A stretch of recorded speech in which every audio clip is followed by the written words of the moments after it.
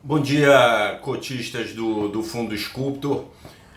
Meu nome é Ronaldo Borges da Fonseca, eu sou sócio-diretor da Mais Valia Consultoria e tive presente na última assembleia convocada pelo Preve Campos, que se realizou aqui no Rio de Janeiro no último dia 19. Era uma assembleia simples, né? Apenas com 3 itens na ordem do dia da convocação que vocês receberam. Nela constava apenas a apresentação da atual situação do fundo pelo gestor, né? que ainda a RJI, né? que substituiu a Gradual. A substituição do gestor era o segundo item da pauta, e o terceiro, que é uma praxe, né, nesses fundos ditos estressados, esses fundos que têm problema na carteira de liquidez, de ativos duvidosos, né? Eu não gosto dessa expressão de título podre, né, porque dá uma impressão bem ruim, mas é um termo até usado internacionalmente, né? São os conhecidos como junk bonds, né? Então isso existe no mundo todo. A assembleia começava às 11 horas.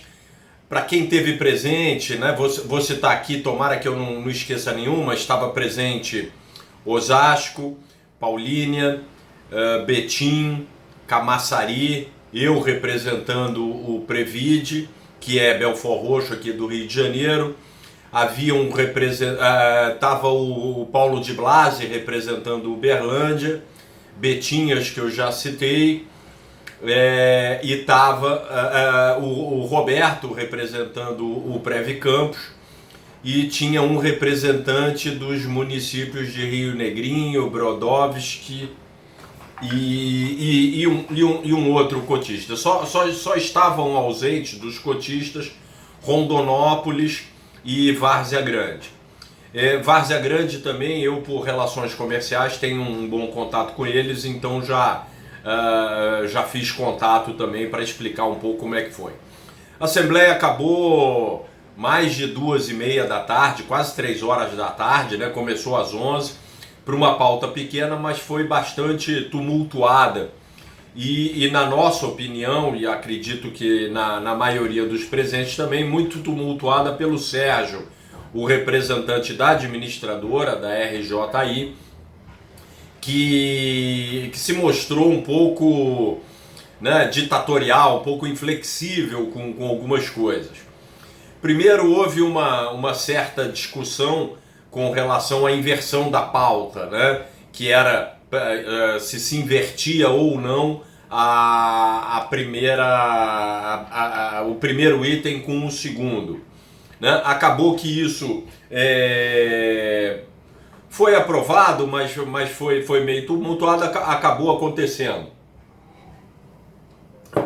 Vocês haviam recebido a proposta de 2 novos candidatos a gestores, a Eleven e a Queluz. Para nossa surpresa, lá na hora, apareceu um representante da Munger Investimentos, né? O senhor Marcelo Parratini, acho que é assim que se fala o nome dele.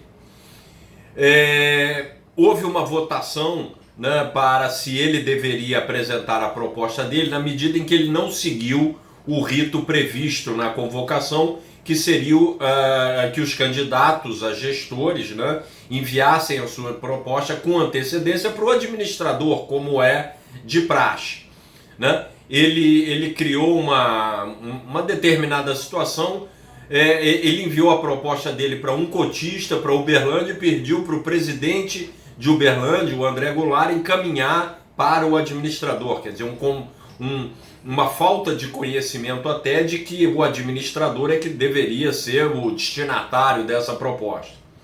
Eu particularmente coloquei em votação, solicitei a votação para que ele não fizesse a apresentação, porque ele não seguiu os ritos, né? Então isso já deveria ser penalizado, bem como ele estaria prejudicando as outras que enviaram as suas propostas dentro da regra estabelecida.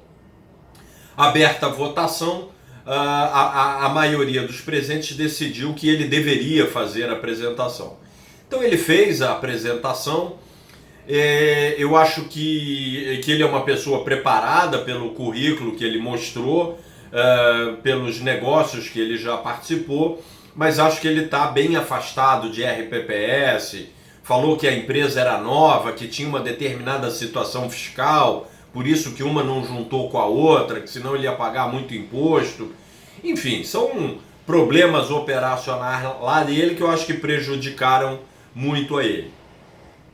Mas foi uma apresentação bastante técnica, parece ser uma pessoa bastante competente nesse assunto, embora para RPPS, fundos estressados de RPPS, ele não mostrou nenhuma experiência prévia. Depois nós tivemos a apresentação da Queluz, né? Foi uma apresentação mais feliz. A Queluz participa como patrocinadora de alguns eventos de regimes próprios de previdência. A Queluz já pegou alguns fundos desses estressados como exemplo, né? Até que eles deram lá o Illuminati. Então o Illuminati tem na sua carteira alguns ativos que também estão na carteira do Sculptor, que eles já estão negociando, já estão conversando, já identificaram os donos, né, para efeito de cobrança de aval, bloqueio de bens, enfim, como se diz no Nordeste, arrochar o devedor para que ele venha para a mesa de negociação. Então isso favoreceu muito e acabou que a votação foi amplamente favorável a que a Queluz venha a ser o gestor.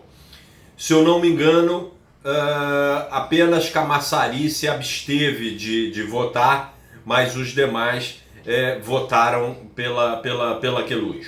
Então a Queluz é a nova gestora desse fundo. Mas aí isso ainda está, vamos dizer assim, sub judice, ainda está dependendo de decisão.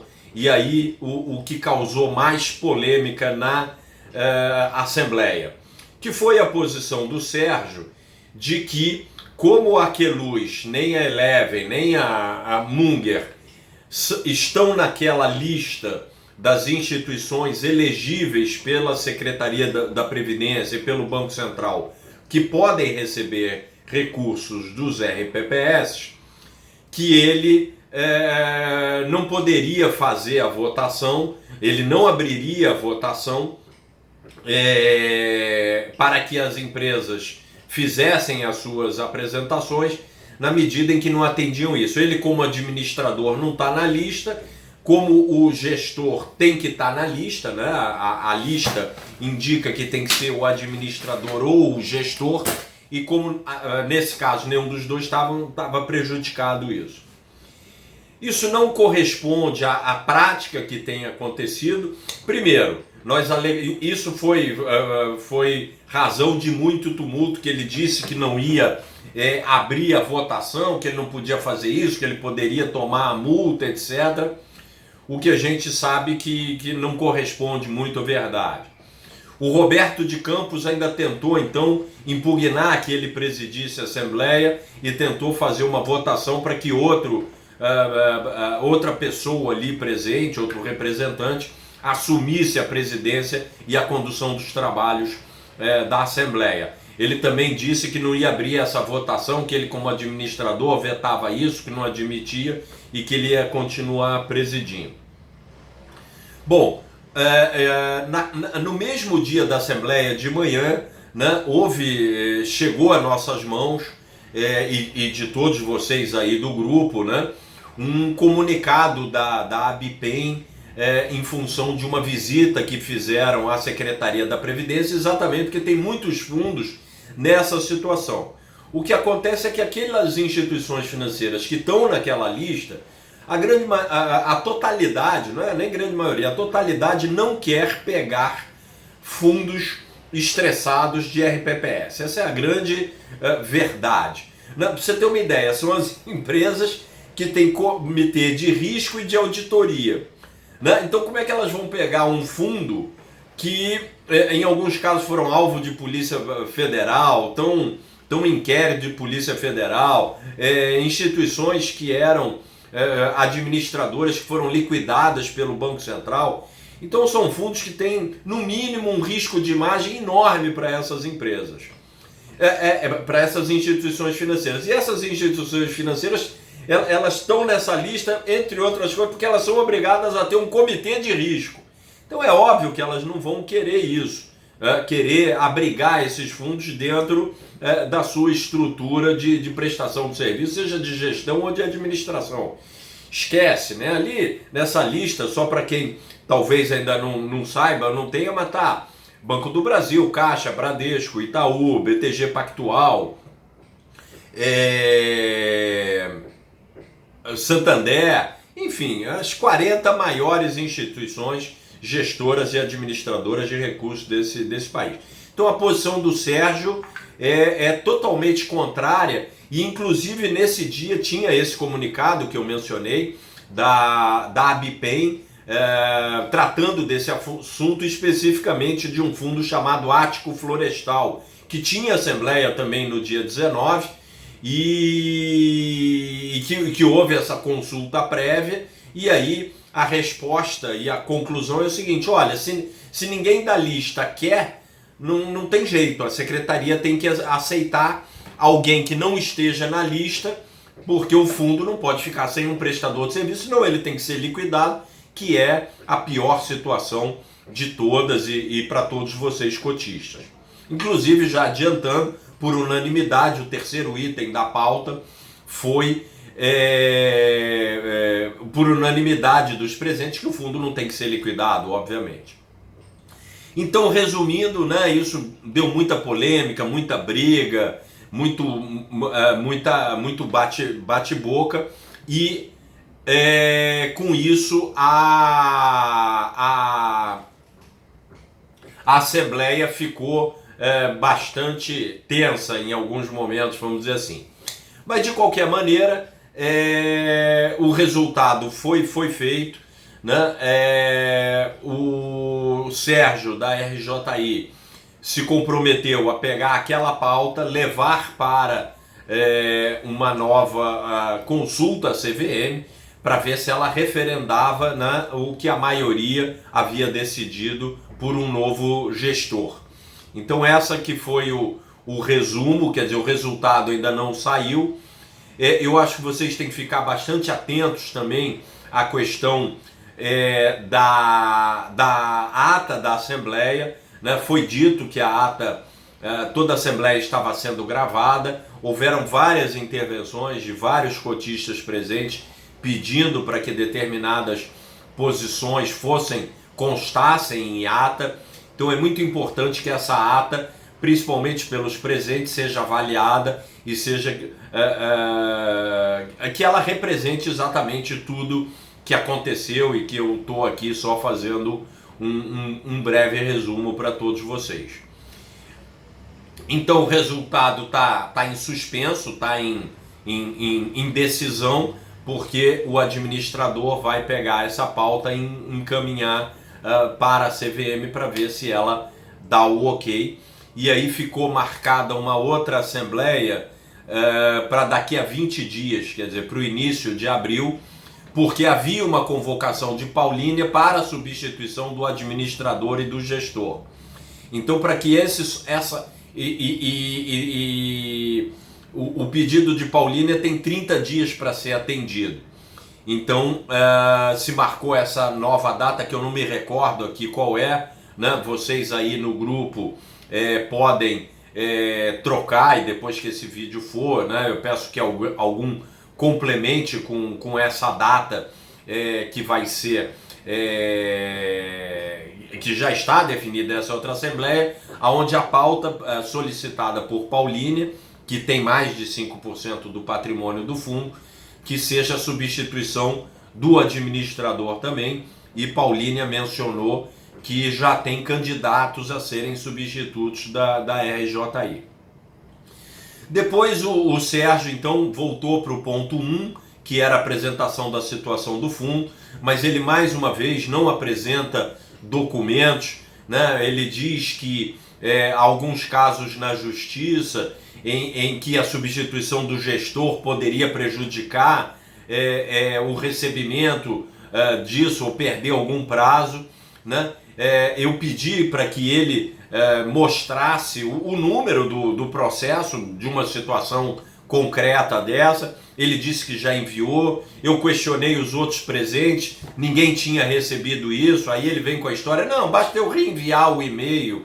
Mas nem Betim, nem Camaçari, nem Campos, nem Paulínia, ninguém recebeu. Então, estranho, né?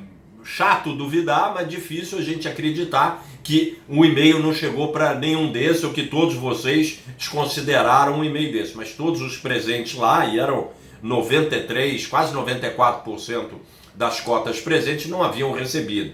E aí ele vem com a história que é só ele reenviar o e-mail que chega para vocês. Então esse é um resumo, né? Eu acho que ajuda aí, cada um de vocês tem, dos presentes tem as opiniões, os ausentes, né, ficam aí com esse vídeo resumo, e a gente está aí à disposição para outros esclarecimentos. Vamos continuar na briga, que a briga é boa, né? Vocês têm que reaver esses recursos, é uma situação que a grande maioria de vocês não foi quem fez esses investimentos, mas vocês têm que brigar pela volta desses recursos. Tá legal? Prazer falar a todos. Até a próxima etapa aí. Um abraço.